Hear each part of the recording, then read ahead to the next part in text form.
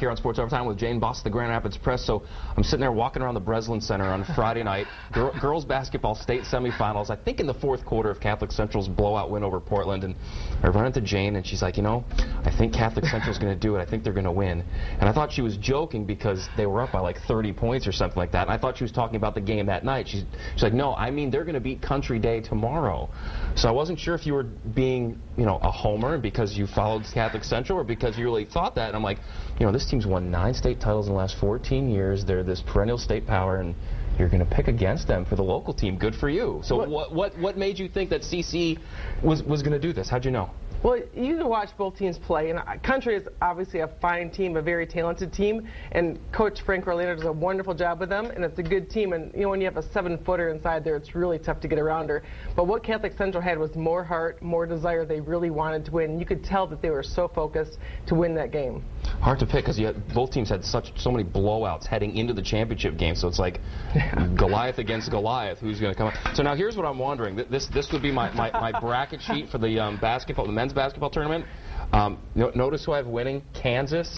So yeah, I think I can toss mine out. So maybe you can help me with my bracket since I did better with the girls basketball than with my bracket also. Okay. Texas lost. Oh, there you go. Hook 'em horns, at least not this year. All right, so now that the girls' season has come to a conclusion and Catholic Central has hoisted the Class B state championship, we now, I guess, turn the page, so to say, to the boys because we've got regionals and semifinals coming. So we're going to all be back at the Breslin this coming weekend.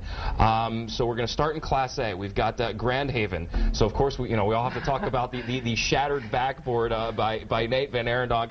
Grand Haven 21-4 going up against 24-1 Kalamazoo Central. I was not at that game when he broke the backboard. I was off that night. But did you see that? Were you there? I was there. What an amazing week I had last week. I mean, I saw Catholic Central win, which is a highlight. I saw the shattered backboard, which is another highlight. And I saw Holland Christian beat East Grand Rapids in this double overtime game where it was there for that one too. Fantastic game.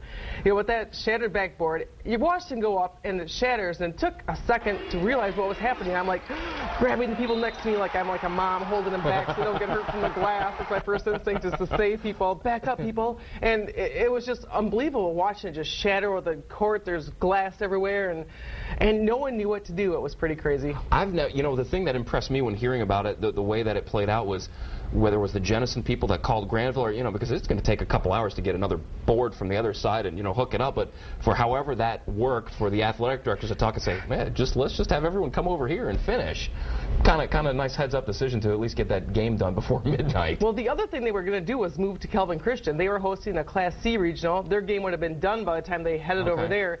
But, there wasn't a lot of seating there, and, Leroy Hackley, the AD at Jenison, said, yeah, come on over, and they got it done. It was unbelievable watching a game move from one venue to another that fast. Okay, so now we've got Grand Haven going up against Case Central coming up in the state quarterfinals on Tuesday. Any thoughts? Grand Haven has to be a huge underdog in this game. Kalamazoo Central, since they finished second last year, everyone's talked about them all year. I think they're a great shot to win a state title, but Grand Haven plays good defense, but are they quick enough to stay with Kalamazoo Central? I'm not sure. Devin Oliver. That's the kid from Case Central. Apparently going to Michigan State. Yeah, he's the real deal. He's one of those kids when you watch him play, so fluent, so smooth, very quick, but doesn't appear quick, if that makes any sense. He'll just do something, boom, boom, boom, and it's like, oh wow, he just did that. He's a player. Kind of like you were back in the day? Yeah, no, I was too slow. Class B, Holland Christian. You talked about Holland Christian a week ago. Said look for the Maroons to make a run, and they did. That double overtime victory against East, and they went on to knock off South Christian. Holland Christian going to be taking on Gull Lake out of Richland, and then Muskegon Heights. The Tigers always seem to be here at this time of year, and they are back taking on Petoskey. Holland Christian, you got to love this team. They are a solid 5 players, really good. Their 6th side comes off the bench, is 7 feet tall, does a really nice job too. This is a good team, well coached by Mike Phelps, and they've never won a quarterfinal. At least Mike Phelps never has. He's been there 6 times and he's never gone. East Kentwood or Holland Christian. I think it's time for him to go win a quarterfinal. Okay, over in Class C, you just mentioned Calvin Christian. They're still playing. They'll be taking on Flint Beecher. And then over in Class C, Covert, still alive, playing Camden Frontier. And Muskegon Western Michigan Christian. They've won a couple East State championships. Still alive in Class D. They will be taking on Buckley. Calvin Christian lost double overtime to Schoolcraft last year in the quarterfinals. Heartbreaking loss. I really, truly think that they're going to do it this year and make it to the semifinals. And Western Michigan Christian, that's another great prediction of mine. Just like Catholic Central girls are going to win the whole thing. There we go. Jane, thank you. As always, appreciate it. Enjoy the state finals.